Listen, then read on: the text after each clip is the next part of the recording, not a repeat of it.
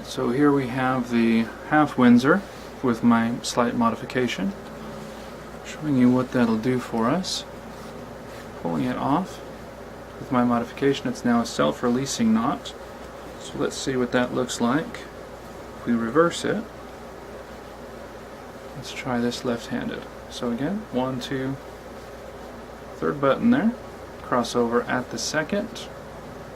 Take a look here for you. So the modification here is we do a low spiral here and then wrap once around this side. There we go. So one spiral on that side. Wrap around my fingers into that loop we've just created there. Cinch it up in place. There we have it. Half Windsor, necktie knot, reversed.